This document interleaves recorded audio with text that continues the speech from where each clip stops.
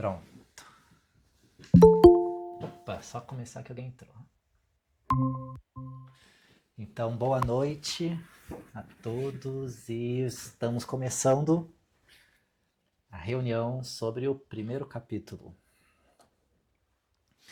Esse primeiro capítulo, ele vai tratar da iniciação. Isso vai sendo tratado ao longo de todo o livro, mas aqui ele começa a explicar o que é o iniciado, né? O que se espera de um iniciado, com definições, com conceitos, com as referências. O recipiendário, que é o nome desse capítulo 1, vai ser o recipiente, que é o próprio iniciado, aquele que vai receber os ensinamentos, a verdade. É necessário haver um esvaziamento do iniciado, das suas crenças ou do que ele acredita ser certo. Ele precisa ter esvaziamento disso para haver espaço de se construir um novo saber. Ele vai dizer isso mais claramente até para frente nesse capítulo. O símbolo 1 vai ser o número 1, que é referente à primeira carta dos arcanos maiores do tarô, o mago, justamente, e é a primeira letra do alfabeto hebraico, letra Aleph. Se você repara, a letra Aleph, que está no primeiro capítulo, inclusive, o desenho dela, ela tem uma barrinha, né, em vertical e 2 pontos, um em cima e um embaixo. Isso já faz uma analogia com o arcano maior do tarô, do mago.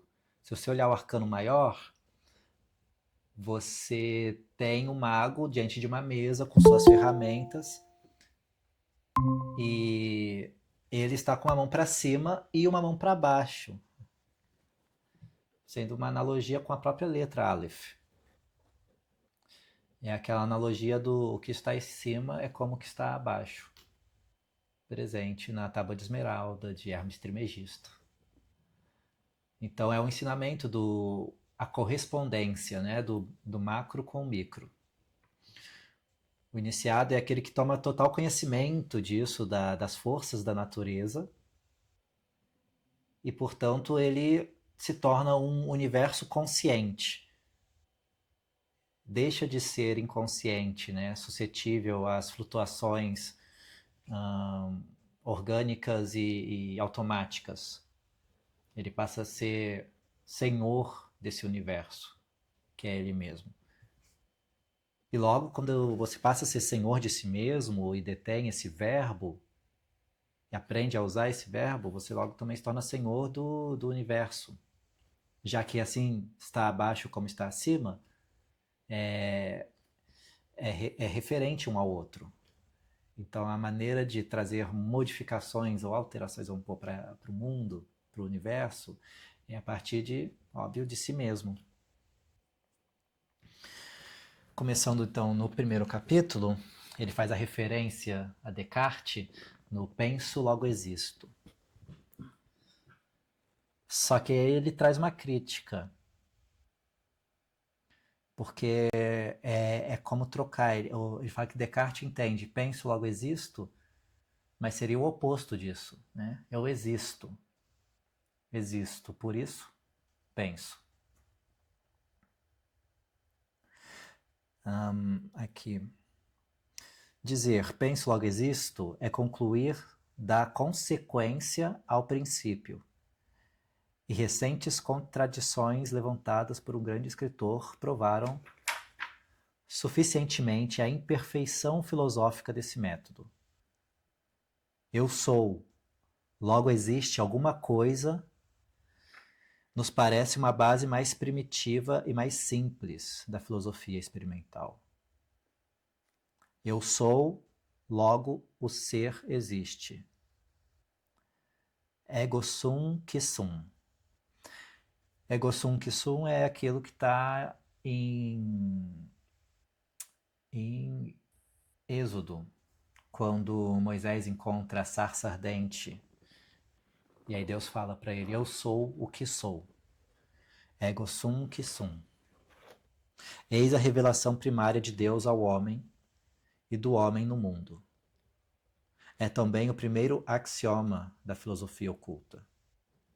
O ser é o ser. Essa filosofia tem, pois, por princípio o que existe, e nada tem de hipotético nem de casual.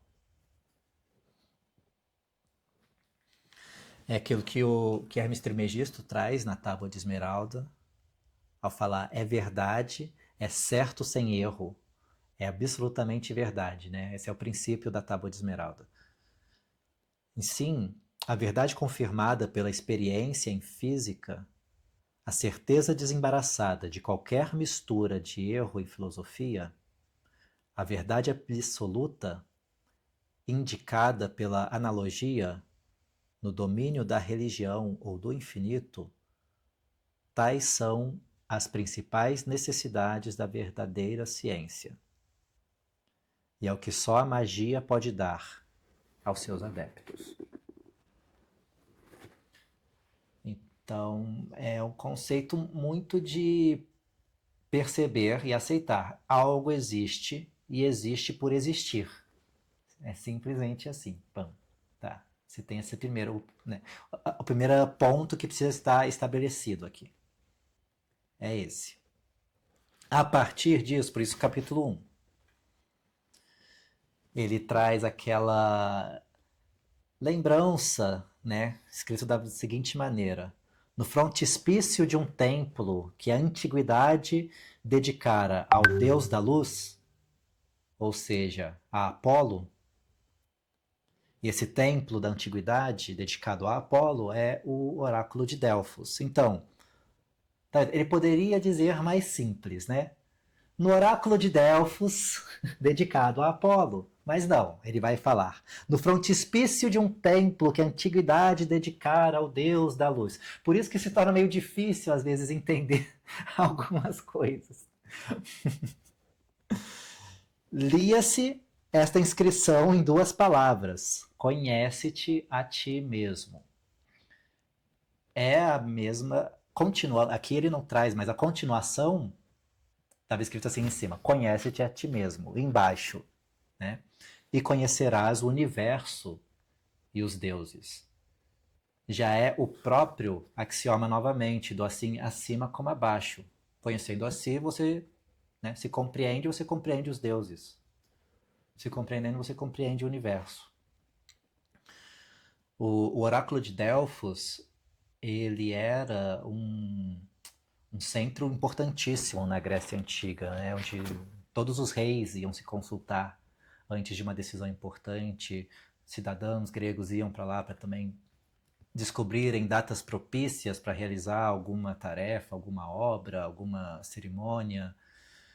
A referência ao oráculo de Delfos está também no mito, né, na peça de Édipo. Justamente é o oráculo de Delfos que fala o que vai acontecer, né, que o Édipo irá matar a mãe, matar o pai, se casar com a mãe, toda essa coisa. Para quem lembra até daquele filme do 300, tem o Oráculo de Delfos lá também. Quando o rei, o Leônidas, antes da guerra, ele se consulta com o Oráculo de Delfos para saber o que fazer. Era uma mulher, uma sacerdotisa, a Pitonisa, que se embriagava com os vapores que saíam do subsolo. A região do Oráculo de Delfos, ele tem uma atividade vulcânica no subsolo. Se acredita que saíam alguns vapores ali da mistura química, e esses vapores levavam a um estado alterado de consciência. O que a gente tem como certo é que a Pitonisa, durante a cerimônia, ela falava muitas coisas, em palavras simbólicas, muitas vezes desconexas. E o sacerdote era aquele que ia escutar o que ela falava e interpretar. Ela falava por meio de enigmas, de símbolos, coisas, né, palavras meio aparentemente desconexas. O sacerdote sendo... Então ela era tipo um oráculo. E o sacerdote era o que interpretava esse símbolo do oráculo. Inclusive também não é por acaso que no Matrix tá essa placa quando o Neo vai se consultar com o oráculo. Lá tem essa cena, inclusive, ele vai falar com o oráculo e em cima ali da porta da cozinha da oráculo está a placa do oráculo de Delfos, né? Conhece-te a ti mesmo. Easter eggs, né? Enfim. O filme Matrix ele tem uma conotação iniciática também para aquele que tá com alguns símbolos e detém alguns dos significados.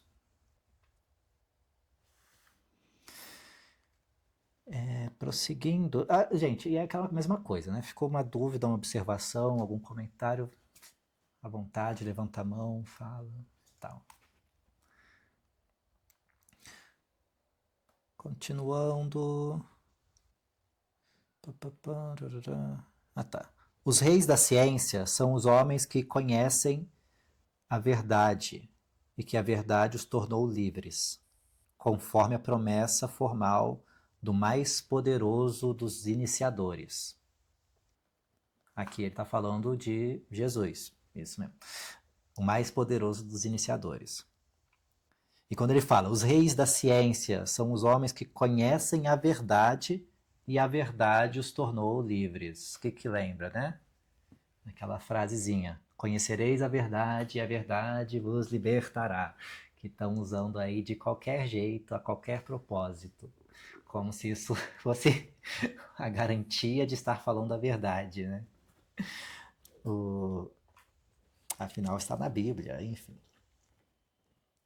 O homem que é escravo das suas paixões e dos seus preconceitos deste mundo não poderia ser o iniciado. Ele nunca se elevará enquanto não se reformar. Não poderia, pois, ser um adepto, porque a palavra adepto significa aquele que se elevou por sua vontade e por suas obras. O homem que ama suas ideias e que tem medo de as perder, aquele que teme as verdades e que não está disposto a duvidar de tudo, antes do que admitir qualquer coisa ao acaso, esse deve fechar esse livro, que lhe é inútil e perigoso. Ele o compreenderia mal e ficaria perturbado. Mas ficá-lo-ia muito mais se por acaso o compreender bem. Se estáis preso por alguma coisa ao mundo, mais que a razão, a verdade e a justiça, se vossa vontade é incerta e vacilante, quer no bem, quer no mal, se a lógica vos espanta, se a verdade nua vos faz corar, se vós sentis ofendidos quando apontam vossos erros, condenai imediatamente este livro. Aqui vai seguir um monte de pragas e maldições e advertências, e trazendo aquele ponto que eu falei no começo.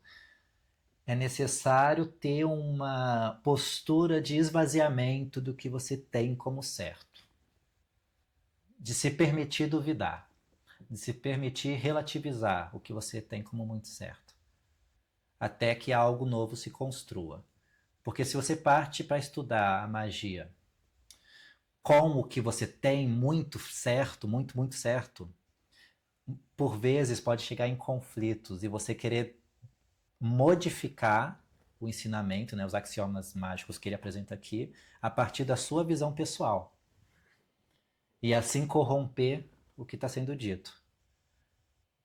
E é aí que as pessoas começaram a adorar Baphomet. Mas a essa altura se tornou um arquétipo, uma coisa, então a pessoa consegue, porque no final é isso, crença. A coisa que as pessoas perderam aqui quando leem o texto é entender que é a crença que dá poder à imagem, à figura, enfim, ao que for. Então, ao adorar Baphomet, fazer pacto, mas tem pacto hoje em dia com Baphomet, imagina. Ao fazer um pacto com Baphomet, você depositou uma crença tão potente naquilo que não era nada, que era só um desenho, que ele sim vai ter um poder e vai trazer uma influência e vai, talvez, muito provavelmente, vir com resultados. Mas é aquela coisa também. que Cristo diz, a sua fé te salvou. E novamente, é a crença. É a sua crença, parte da sua crença. E se você está inconsciente, aí que é o, vamos pôr, a vantagem ou a estrutura de funcionamento de muitas religiões e ordens iniciáticas. Se os outros estão inconscientes de que é a crença dele que está operando, é ainda mais potente. Porque quando você começa a tomar consciência que sou eu, é natural vir um pouco de crise. É natural vir um pouco de, não, espera aí. Enquanto a gente permanece consciente que na verdade é sim, sabe? Se a gente está acreditando que não, é aquela entidade mesmo que tem poder, fica mais fácil, né? Fica mais fluido. Mas é um estado de inconsciência. E aí vai vir a diferença que ele vai pôr logo em seguida do que é, então, um feiticeiro e um mago. Qual que é, né, a diferença, o que difere um do outro. Há uma verdadeira e uma falsa ciência. Uma magia divina e uma magia infernal. Isso é, mentirosa. Temos de revelar uma e desvendar outra. Temos de distinguir o mago do feiticeiro e o adepto do charlatão. O mago dispõe de uma força que conhece. O feiticeiro procura abusar do que ignora. O diabo, se é permitido num livro de ciência empregar essa palavra, desacreditada e vulgar, o diabo se dá ao mago. O feiticeiro se dá ao diabo. Então o mago toma o controle, né? O feiticeiro faz pacto, sabe? O feiticeiro se põe como servo, não, subserviente. O feiticeiro é para o mago o que o supersticioso... Oi? Se quiser falar, pode falar. O feiticeiro é para o mago o que o supersticioso e o fanático são para o homem verdadeiramente religioso. Em que há controvérsias, mas no sentido do que, né, pontuando isso, porque sim. isso também é muito, né, mas claro, é Elifas na época dele, na visão dele, alta magia. Isso. Tem que nunca esquecer que ele vem com uma perspectiva muito cristã. A gente já tem um tanto de dogmas cristãos que a gente vai herdando da nossa vida e meio que percebendo mais nitidamente. Agora, ele vem totalmente na dualidade, assim, bem, mal, piripi, muitos momentos. Às vezes ele até tenta conversar e falar sobre que não há realmente um bem, um mal, mas é uma perspectiva humana. Mas no geral, ele sempre está nessa conversa de dualidade que parte de uma ótica cristã. Então ele joga tudo isso que não é tão ao conceito dele, de vários, né, elevado e divino, iluminado, como o mal.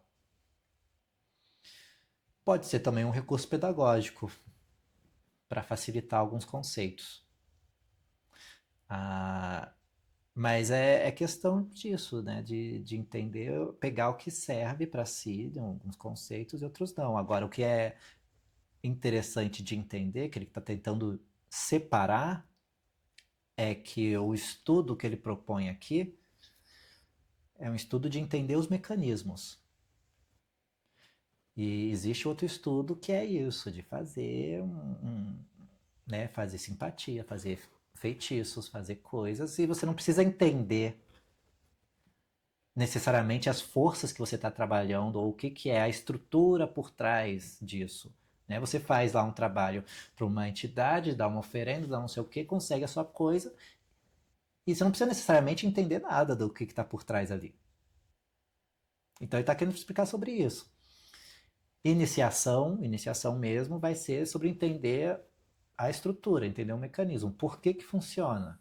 Por que tal coisa? Por que tais elementos para tais entidades? É uma questão de magnetismo. energético. Isso ele vai falar mais para frente, mas já trazendo o spoiler. A gente vai trabalhando, entendendo o que é o que representa aquela entidade, todo o seu, né, o que está ali orbitando isso. A gente se aproxima e leva a alterações, ou enfim, a nossa vontade, a partir de conseguir trazer uma vibração equivalente, dependendo do propósito, ou oposta, se a gente buscar uma outra coisa. Tudo vai chegar no seu devido momento, tá? Mas, então, é isso. Essa Tá, parte... deixa eu só falar, Ah, deixa eu só, ai, desculpa, deu uma coceirinha para falar, fala, fala, fala. mas assim, tá, ok, sim, ok, isso mesmo, mas se você puxar para um lado de perspectivismo mesmo, a gente coloca assim, ah, isso é o certo, isso é porque a gente aprendeu, a gente é naturalizado, né, numa visão ocidental de mundo, e, e tudo isso que ele põe como sendo certo, como sendo é, essa maneira, não é uma visão de mundo, porque é a visão de mundo, entendeu? Porque se você olhar para sei lá, pelos índios mesmo, né? Eles têm uma cosmogonia, uma outra visão de mundo, uma outra funcionalidade de mundo, que você não pode dizer que está certo ou está errada também, Sim. né? Aí, entendeu? Não sei se você pegou ali, se eu consegui expressar bem isso. Não, Que, assim, mas sim. eu entendo ele, eu entendo também o caminho que ele está levando, e que pode ser levado também, mesmo você percebendo esse caminho que é o ocidental, a esse caminho do indígena, e fazer sabe? Porque não há, sei lá, talvez essas verdades absolutas não são tão absolutas, né? É isso. Não sei se eu consegui expressar. É, sim. Isso aqui não vai se aplicar. Eu não acho que tem um lugar de aplicar tudo. Ele está propondo, sim, de aplicar, ser uma coisa universal, tanto que ele não vai parar de falar, né? É uma lei universal, um dogma universal. Eu acho, eu acho que em muitos momentos é uma questão de... eu comecei a gostar da forma de ilustrar como oitavas. São coisas diferentes, né? Eu acho que algumas coisas não vão se explicar por esse meio. E não cabe mesmo.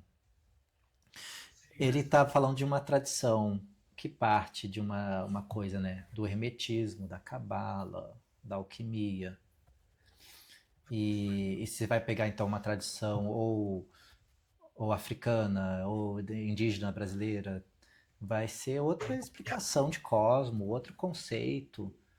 Como eu estava falando da outra vez, né, na coisa da linguagem, vai ter tribo que não vai ter uma declinação para passado sobre no verbo, então você você não tem, é realmente outro universo.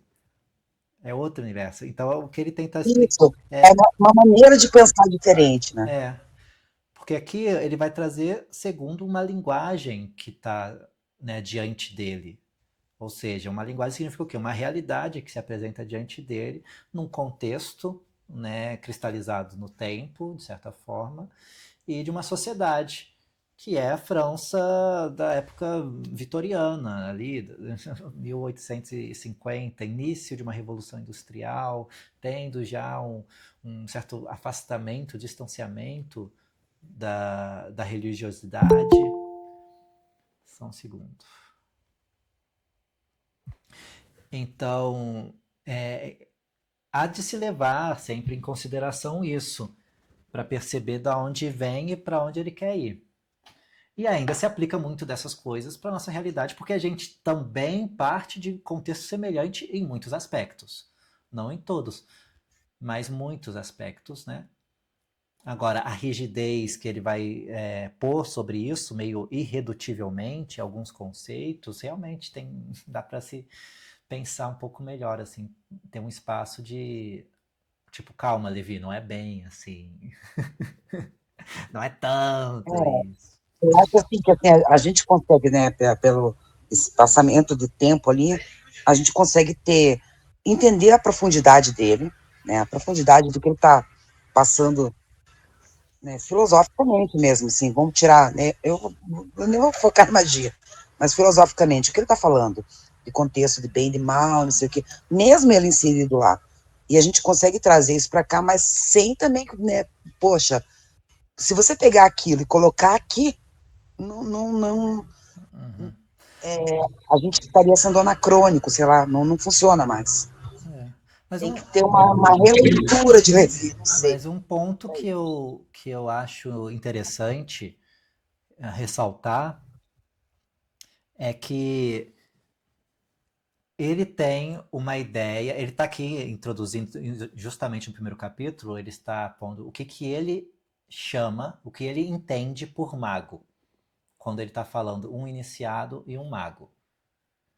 Então, o que ele entende não precisa ser, né, o que outro vai entender. Então, claro que vai ter diferenças. E aí é importante, né, para tipo continuar, né, a leitura ter muito fixado então alguns conceitos. E conforme ele vai trazendo novos conceitos, capítulo após capítulo, ele vai te passar o que é, né, o conceito que ele está tentando. Então ele está falando isso. O que é um mago e por que não é o mesmo que um feiticeiro? Na definição de Levi, para não haver uma Sim, certa confusão. entendi, É, entendi, sim. Você entender a perspectiva dele para poder aí fazer é, uma isso. leitura.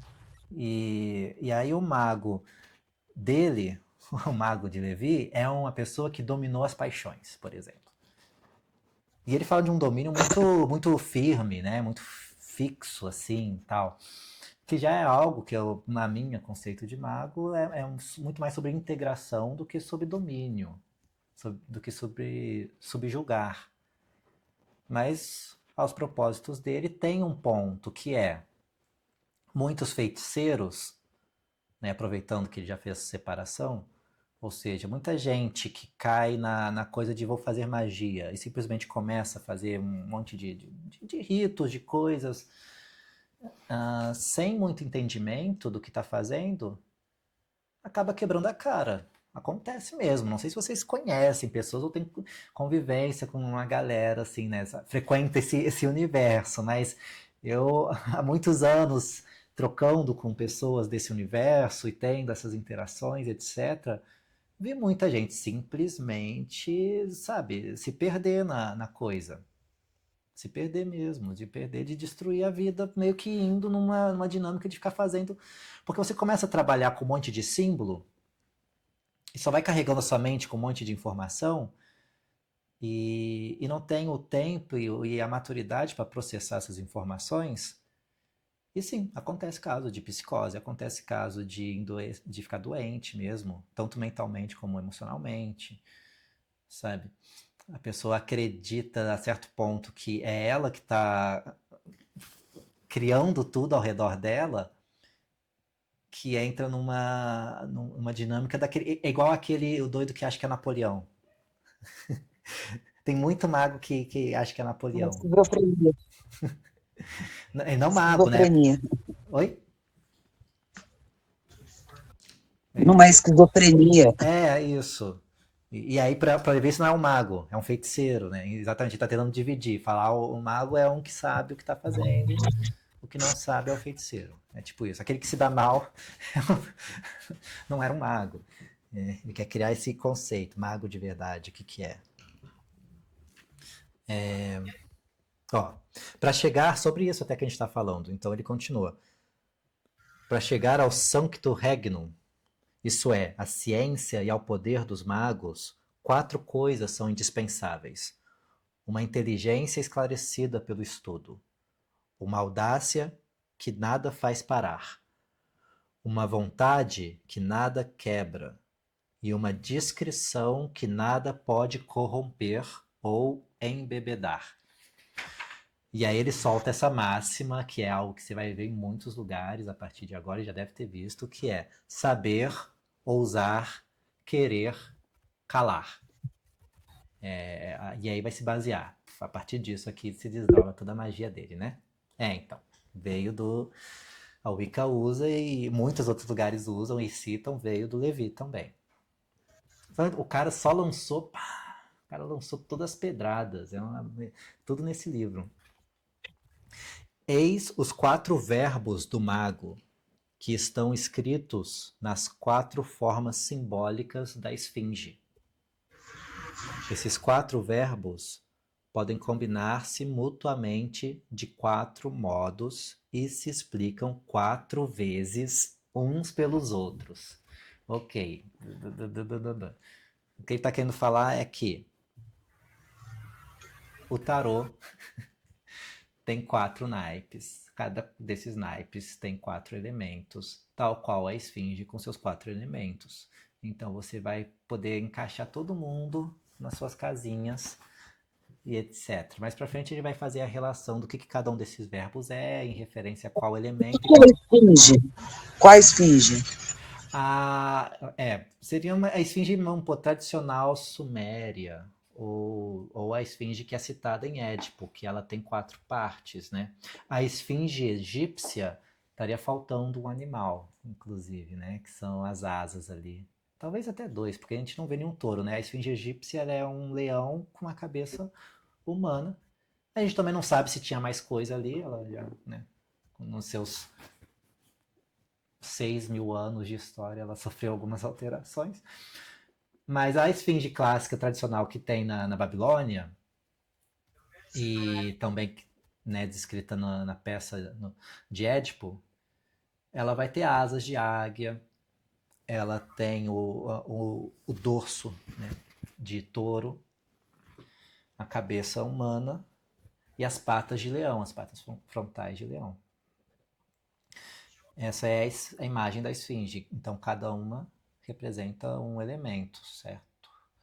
A águia vai ser o ar, ou pode ser a água, se for aquela referência a escorpião que eu estava falando. Tem essa discussão. Essa discussão também é uma que perdura há muito tempo, tá? Quem que é água, quem que é ar? Será o humano ou a águia? Tem umas leituras que o humano vai estar, a cabeça de humano vai ser a água, então, né, as asas da águia, obviamente, para o ar, o touro terra, leão fogo. Touro e leão nunca teve discussão, isso fica muito claro. Agora os outros dois de cima tem algum debate, existe, não vou negar. Mas geralmente. Essa esfinge, Ah, desculpa que realmente eu não conheço. Essa esfinge, ela tem uma estátua, alguma coisa suméria ali mesmo? eu Para vou, pesquisar eu depois. vou enviar para vocês, ver se eu acho imagens boas e enviar para vocês no grupo, tá? Quando terminando aqui, eu tenho muita coisa para enviar para vocês. Vou enviar o arcano do tarô para vocês verem, a letra do Aleph, a esfinge, todas essas coisinhas. Inclusive, essa esfinge, ela estava nos portais, né, da cidade da Babilônia. Já viu essa esfinge? Ela é tipo na entrada do palácio de algum rei babilônico sumério. E aí você vê bem nitidamente essas características. Seguindo, então. E que são os animais que estão nos 4 cantos da carta do mundo, né? Sim. Que são também o Sim, querubim do. eu Né? quero, mas é que assim, eu nunca tinha ligado, porque eu gosto bastante de Suméria, gosto de Nano, e eu não sabia que tinha a esfinge era babilônica, Inclusive, né? provavelmente, a que a gente tem assim, mais antigo é essa de lá, né? Assim, pelo menos como referência, dessa maneira clássica. A do Egito talvez seja mais antiga, só que ela não tem todos os animais. E a gente nem sabe desde quando. Sabe que o que se acredita hoje é que nem os egípcios da época sabiam quando, quem e quando foi construída a esfinge. A esfinge, provavelmente, ela está lá de antes das pirâmides. E estava lá. A gente não tem muito essa ideia. Posteriormente foi posta uma placa, né, diante dela, tem no Os, peito os dela. astronautas. Enfim, pode ser. Acredita-se que a cabeça não era aquela, foi feita depois, né, substituíram aquela cabeça ali. Tanto que você vê que está bem fora da proporção, né, aquela cabeça, ela não parece fazer parte do resto do. Enfim. E aí, continuando, O mago é verdadeiramente o que os cabalistas hebreus chamam o microprosopos, isso é, o criador do mundo pequeno. A primeira ciência mágica sendo o conhecimento de si mesmo. Também a primeira de todas as obras da ciência. A que contém todas as outras e que é o princípio da grande obra. É a criação de si mesmo. Esse termo tem necessidade de ser explicado. Então ele está já falando aqui, a primeira passo da magia, de ser um iniciado, enfim, é análise. É se conhecer. É se conhecer e entender, né? As emoções, as pulsões, os gatilhos, os medos, as vontades, os traumas. A razão suprema, sendo o único princípio invariável e, por conseguinte, imperecível, pois que a mudança é o que chamamos a morte, a inteligência que adere fortemente e de algum modo se identifica com esse princípio se torna, por isso, invariável e, por isso, imortal. Então, quando você se identifica com essa razão suprema, que é um princípio invariável, você também se tornará, por isso, invariável ou imortal. Novamente, uma questão de percepção e entendimento.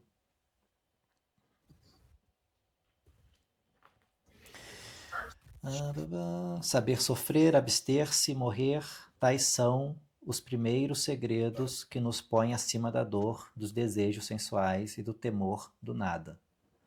O homem que procura e acha uma gloriosa morte tem fé na imortalidade. E a humanidade inteira crê nela, com ele e por ele, porque ela lhe eleva altares ou estátuas, em sinal de vida imortal. E é nessa premissa que um monte de gente vem com essa coisa de vou então criar a minha manifestação na Terra, ser uma marca e ficar sendo lembrado, porque é a minha forma de ser imortal e vencer a morte. Essa também é a lição do Gilgamesh, né? No mito, na história do Gilgamesh, que ele sai pelo mundo buscando, então, a imortalidade, ele teme a morte, e a lição final é essa, que o que importa no final, a única maneira de permanecer é pelas suas obras, é pelos seus atos, e é isso, né? O homem torna-se rei dos animais somente dominando-os ou preendendo-os. Do outro modo, seria uma vítima, ou seu escravo. Os animais são o símbolo das nossas paixões. São as forças instintivas da natureza.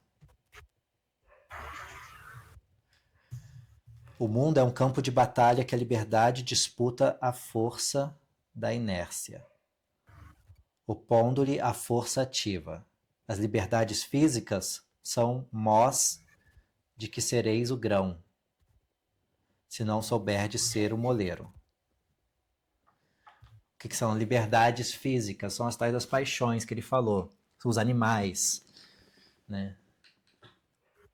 Então a gente se entrega a liberdades físicas e que acaba sendo moído por elas, ou seja, sendo levado por isso, acreditando estar sendo livre, então acreditando manifestar liberdade ao, sei lá, poder trazer exemplos bem ordinários, tá? Poder encher a cara e etc. Ou poder transar com quem quiser e não sei o quê. Parece ser uma liberdade, mas muitas vezes vira uma prisão de você se tornar preso àquele conceito ou preso a uma expectativa do que se ganha com isso. Então existe muito mais liberdade em domínio, porque aí você tem essa percepção do que realmente está importando ali. Seria isso? E pode se ter um coisa completamente ao contrário também, porque você pode se achar, nossa, estou sendo livre porque estou sendo certo, porque estou sendo bom, porque estou, né, totalmente preso também. É.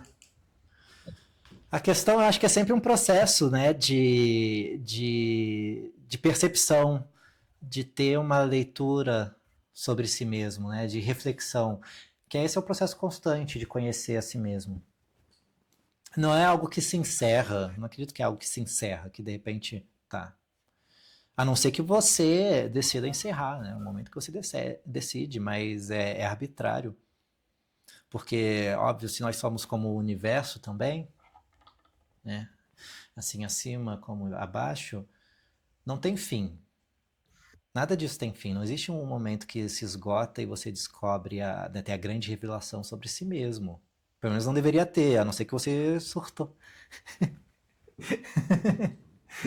E tá tudo bem, né? É uma questão de deixar fluir certas forças e potências. Nem tudo vai ter aquela coisa tão. Aí depende, óbvio. E isso vão ser tradições que vão ter em vários lugares do mundo, que ele também vai trazer um pouquinho mais à frente nesse capítulo. Ele vai falar das tradições iogues e dos faquires, vai falar dos celibatos, etc. Então, que são o quê? Tentativas de dominar o corpo com a força de vontade, com a força da mente. Em algumas tradições iogues, isso vai a extremos, de ver o corpo como um empecilho, o corpo como algo que é uma aprovação constante. E aí você tem que dobrar esse corpo, domesticar esse corpo, para ele parar de encher o saco. E aí o Levi E vai. não tem um cara, eu acho que era Yogi também, que ele é totalmente ao contrário, eu não lembro o nome, não lembro quem, mas ele é o contrário disso, porque assim, se você não se meter no meio e, e conseguir se dominar no meio da bagunça, era mais ou menos essa a questão dele. No meio da bagunça, você não tem outro controle, você está fugindo da coisa. É, Você tem que se dominar no meio da bagunça, mais ou menos isso. é Então tem esses dois extremos. E sim, nenhum dos extremos, acho que, né, tá, né, tá errado, é a assim. conclusão de Buda também. Que ele teve no extremo do extremo também, de tradições iogues, com essa perspectiva do corpo como um empecilho de alcançar a verdade, de alcançar a libertação. E depois que ele tem na sua iluminação, seu nirvana, ele volta com essa que é o caminho do meio. Indo para um extremo, você se põe em outra prisão, em outra ilusão, em outra estrutura. Qualquer extremo. Então é sempre uma coisa de se manter mais consciente do que se manter alerta, de fato, alerta para isso, aquilo, aquilo, aquilo, e causar um estado de sofrimento psíquico, né? Porque se você vive nesse cancelamento de potência do corpo, de pulsões do corpo, é um estado constante de sofrimento psíquico, que muitas vezes até estoura para um lado oposto. Você vai, tipo, quase que armazenando lá um combustível, né? Um explosivo que pode vir de uma maneira muito potente e estourar para o outro lado. A gente vê isso acontecendo em muitas tradições dessas mais ascéticas. Alguns conseguem também. No final, alguns corpos ou pessoas vão ter, assim, a sua capacidade. Eu não vou falar contra, né? Eu acho que tem muito a ver com singularidades, porque a sua singularidade, né, e a minha pode ter perspectivas diferentes. E realmente acho que tem. Uhum, sim. Para de repente, ser tensionado de alguma maneira que vai ser produtiva, se tensionado assim, ou às vezes não, né? Uhum. Assim, É. no assado, entendeu? Aí aqui ele vai falar, né, em seguida, que o que aspira a ser um sábio e a saber o grande enigma da natureza deve ser o herdeiro e espoliador da esfinge. Deve ter a sua cabeça humana para possuir a palavra, as asas de águia para conquistar as alturas, os flancos de touro para cavar as profundezas, e as garras do leão para preparar lugar para si, à direita e à esquerda, adiante e atrás. Então, o saber é a cabeça humana, tem a palavra. O ousar é as asas, né, da águia para conquistar alturas. O querer é essa de cavar das profundezas, né, de firmar, igual um touro, cabeça dura. É o querer. E esse calar vai vir como um leão ali, pronto para se proteger e preparar um caminho. Vós, pois que quereis ser iniciado, sois sábio como Fausto, impassível como Jó. E aí vai continuar, e não vou nem continuar aqui, porque vai falar, continuar falando das advertências, etc, que a gente já sabe o que vai dar, tá? Continuando, um monte de maldições, de pragas. Tá. Aprender a vencer a si mesmo, novamente, reforçando essa coisa, né? Isso que a gente está discutindo, ele vai falar novamente, por mais uma ou duas páginas. Aprender a vencer a si mesmo é, pois, aprender a viver. E as austeridades do estoicismo nunca foram uma vã ostentação de liberdade. Ceder às forças da natureza é seguir a corrente da vida coletiva. É ser escravo das causas não primordiais. E aí vem essa discussão novamente, né?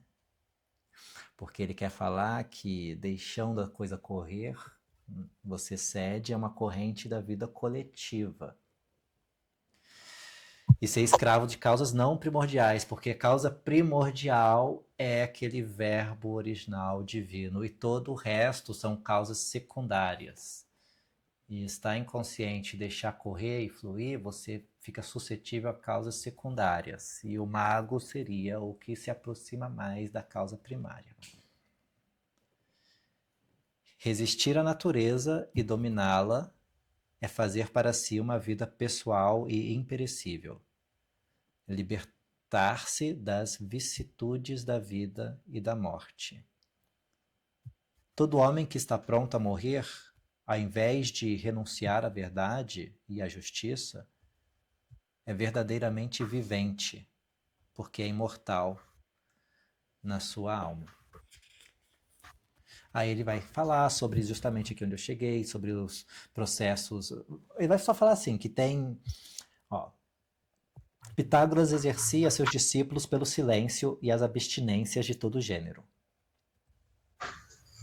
Inclusive, a ordem iniciática de Pitágoras era celibatária, era de algo próximo de um veganismo ou vegetarianismo. Eles tinham muitos moldes ao que a gente entende como mosteiros budistas ou mosteiros em geral de hoje em dia, né?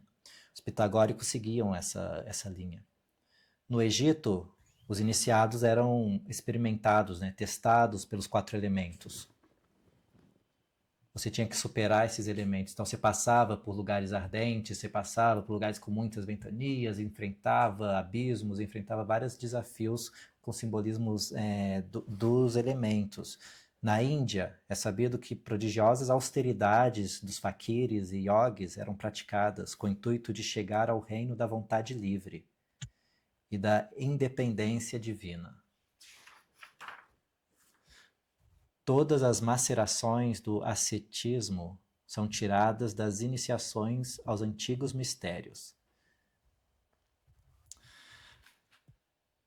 Para fazer alguma coisa, é preciso saber o que vai se fazer, ou ao menos ter fé em alguém que o sabe. Que aqui ele vai começando a falar sobre a perda de algumas iniciações, os iniciadores se perderam, e aqueles que querem se iniciar não se encontram mais alguém, né? Não encontram mais alguém para iniciá-los. E esse é um dos propósitos do livro, trazer a iniciação.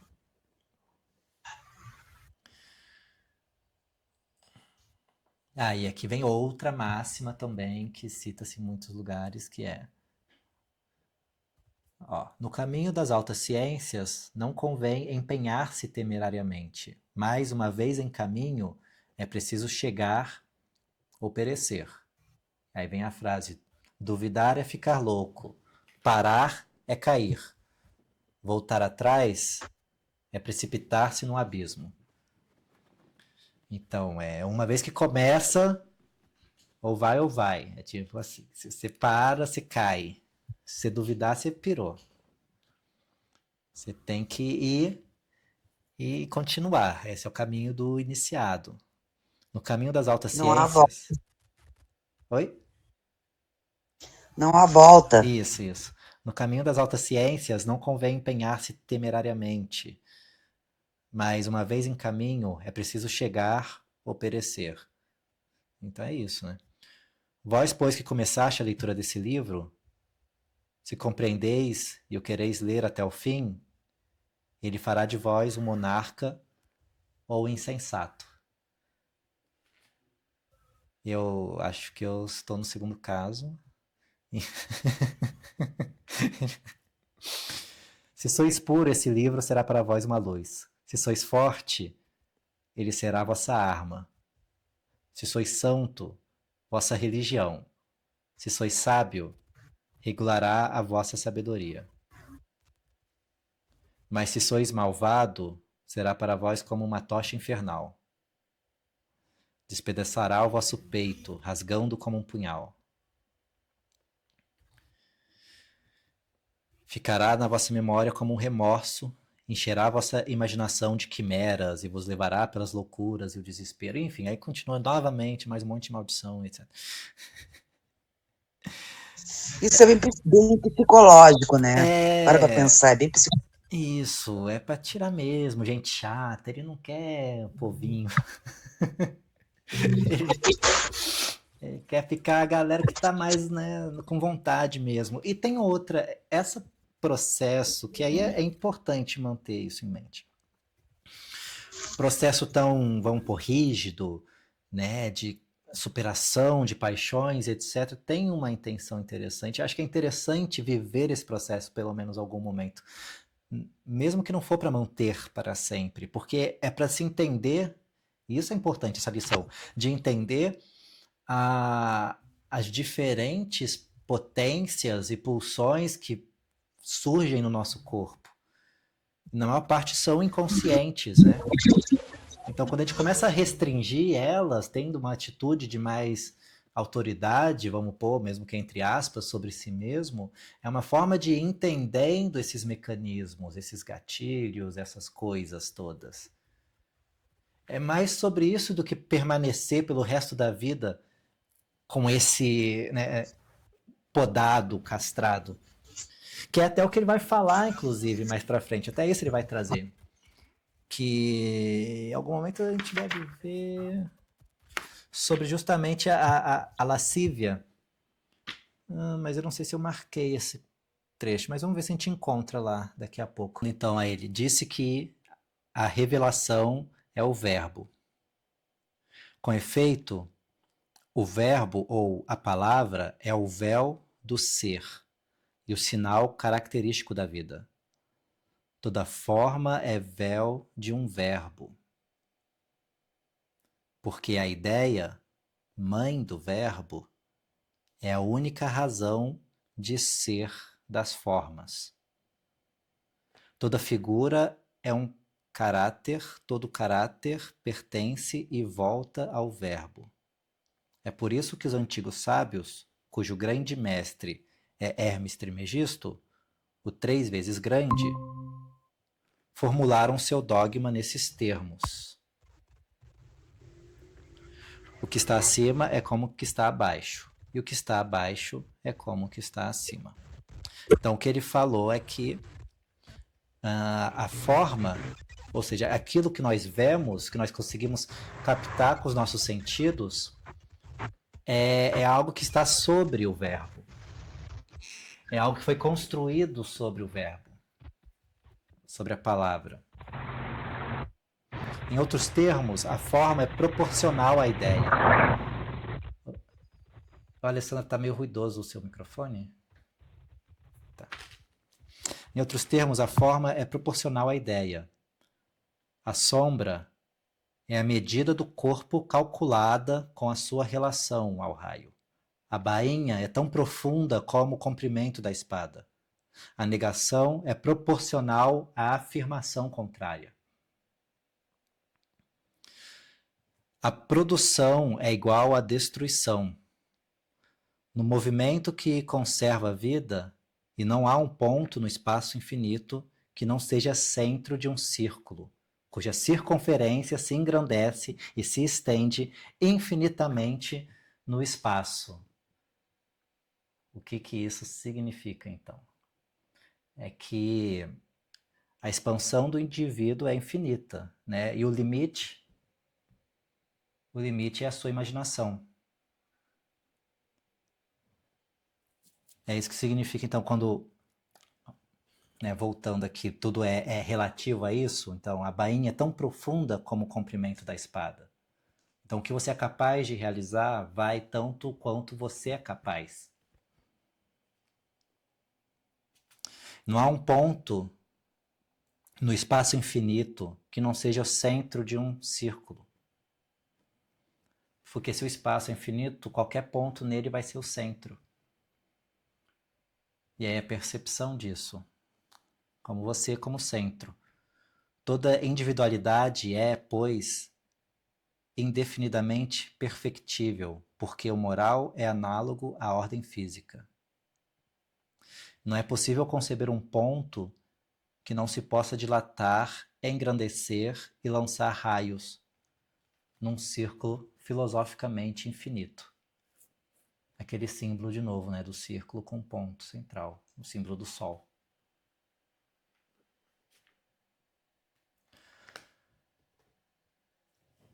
A inteligência e a vontade do homem são instrumentos de um valor e de uma força incalculáveis. E aqui vai a última lição desse capítulo, que é: a inteligência e a vontade têm por auxiliar e por instrumento uma faculdade muito pouco conhecida e cuja onipotência pertence exclusivamente ao domínio da magia. Quero falar da imaginação. Mas a imaginação não apenas criatividade intelectual, mas como a capacidade de criar formas imagéticas, conceitos e ideias, que os cabalistas chamam de diáfano ou translúcido. Essas são palavras que a gente vai visitar mais para frente. Efetivamente, a imaginação é como o olho da alma, e é nela que as formas se desenham e se conservam. É por ela que vemos os reflexos do mundo invisível. Ela é o espelho das visões e o aparelho da vida mágica. É por ela que curamos as doenças, que influímos sobre as estações, que afastamos a morte dos vivos e que ressuscitamos os mortos. Porque é ela que exalta a vontade e que lhe dá domínio sobre o agente universal. Então, ele vai continuando dando exemplos, né? A imaginação determina a forma da criança no ventre materno, fixa o destino dos homens, dá asas ao contágio e dirige as armas na guerra. Estais em perigo numa batalha? Crede-vos invulnerável como Aquiles, e sereis, diz Paracelso. Então vem a partir daí. Porque as coisas nascem, né, da imaginação. E ela está junto com o verbo. A gente não consegue nem imaginar como que é uma imaginação, pensar algo sem ter uma lógica, né, um verbo, um signo, uma palavra com isso. Qualquer imagem. Né, você consegue pensar. Oi? Se você pensa numa cadeira, É. a cadeira está referente a uma, sei lá, a um chão, a um Isso. teto. Isso. Tudo está referente a alguma coisa.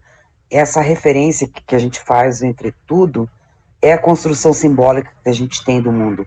E isso é palavra, a gente não se liga que a palavra constrói dentro do Isso. nosso cognitivo.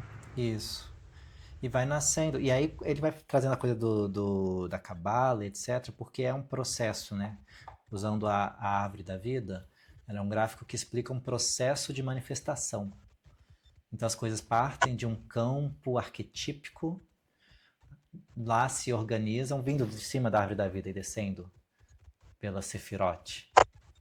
Você parte de um campo arquetípico e isso vai se, vamos pôr, sendo filtrado ou emanando, tomando forma, né? Tomando corpo, tomando verbo, palavra, conceito, ideia, relações, até que se materializa. Sim.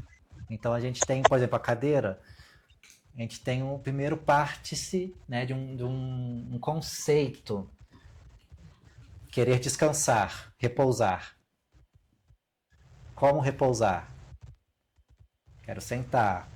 O que eu preciso para sentar, então? Desse objeto que vai ter essa altura adequada, né, um espaço adequado para o meu corpo. Do que é feito esse objeto? Será de madeira? Como fazer, então? Cortado, medido, colado, etc. Então é o que? É a imaginação, até que ela colapsa na realidade e você constrói a tal cadeira. Então a imaginação ela é o instrumento da adaptação do verbo. A imaginação aplicada à razão é o gênio.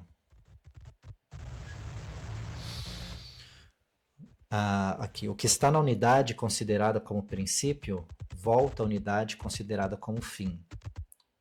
Um está em um. Isso é, tudo está em tudo. Então todo esse conceito agora a gente usou na cadeira, vai se aplicar não só na coisa da cadeira, vai se aplicar em si mesmo. No entendimento de tentar entender de onde que parte os seus pensamentos, de onde que parte a sua vontade, a sua paixão ou não, a sua aversão. Onde que parte você, por exemplo, tem vontade de fumar um cigarro. E aí, de onde que veio essa vontade de fumar um cigarro? Veio de uma referência imagética de outra pessoa que você admira, talvez, que fumou? Veio de uma necessidade, de um relaxamento que a substância da nicotina vai trazer para você? E aí você se dirige até um lugar para adquirir isso ou não? Então é todo esse... É o que eu falei, é tipo a análise. Né? O iniciado, o primeiro passo do iniciado, análise. Entender as suas paixões e suas pulsões. Sim, e toda a camada também que você tem de sociocultural, de mundo, de visão de mundo, de onde você está inserido. Está tudo dentro de você. E a partir do momento que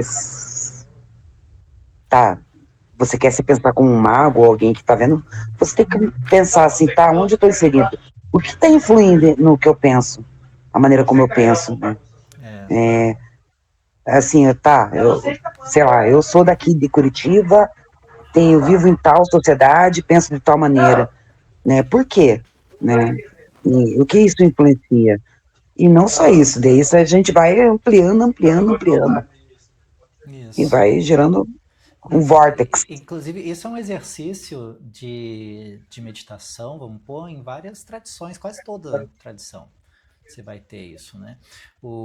Aquele livro de Cabala que eu falei na última reunião, o cara vai trazer esse exercício, dos primeiros exercícios para se fazer em Cabala, de fazer regressão no quesito de começa pensando em você, na sua vida, nas suas coisas, vai voltando para sua juventude, para sua infância, para seus pais, para os pais dos pais, vai voltando. É um exercício mental de voltando e você vai começando a entender causas e consequências, até que você volta, sei lá, para onde você alcançar. Volta para a criação da Terra, para os planetas colidindo, para as estrelas morrendo, entendeu? É um exercício de ir, e aí você percebe tudo isso, esse todo que implica na sua existência nesse presente. É um exercício tipo inicial, consiste nisso. Você deita, fecha os olhos e vai lembrando das coisas. E vai construindo essa narrativa da sua maneira, porque não é sobre a verdade, mas é sobre o exercício de entender isso, de entender causas e consequências e acabar integrando isso no seu ser. Então, por fim, encerrando o capítulo, não há mais do que um dogma em magia. Yeilu. O visível é manifestação do invisível. Ou, em outros termos, o verbo perfeito... Opa, pode desligar o microfone? Maluco, rapaz. Eu desligo. Ó, em outros termos, então, o visível é manifestação do visível.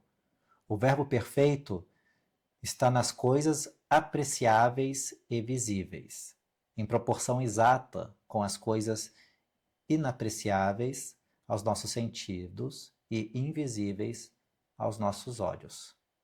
O mago eleva uma mão para o céu e abaixa outra para a terra, e diz: lá em cima, a imensidade, lá embaixo, a imensidade ainda. A imensidade é igual à imensidade. Isso é verídico nas coisas visíveis, como nas coisas invisíveis. A primeira letra do alfabeto da língua sagrada, Aleph, representa um homem que eleva uma mão ao céu e abaixa outra à terra. É a expressão do princípio ativo de todas as coisas. É a criação no céu, corresponde à onipotência do verbo aqui. Essa letra é, por si só, um pentáculo, isso é, um caráter que exprime a ciência universal. Ele supre aos signos sagrados do macrocosmo e do microcosmo. Explica o duplo triângulo maçônico, né, aquela estrela de Davi. A estrela brilhante de 5 pontas. Porque o verbo é uno e a revelação também é uma. Deus, dando ao homem a razão, deu-lhe a palavra, e a revelação, múltipla nas suas formas, mas una no seu princípio, está inteira no Verbo universal, intérprete da razão absoluta. E é por aí. Então, o capítulo 1 traz essa introdução do que ele entende por magia, do que ele entende por mago, da relação entre o mago sendo um microcosmo como um todo, como um macrocosmo. Tudo que a gente consegue entender do que está acima é como o que está abaixo. Inclusive, então, por isso a questão, por exemplo, a astrologia é um estudo disso, né, do que está acima e como isso influencia aqui no macrocosmo. Por isso o entendimento disso traz uma percepção desses mecanismos da natureza humana, das emoções, né, do psicológico dos seres humanos, da mente. E acho que é isso hoje. Esse foi o capítulo 1. Alguém tiver mais algo para trazer, estamos aí.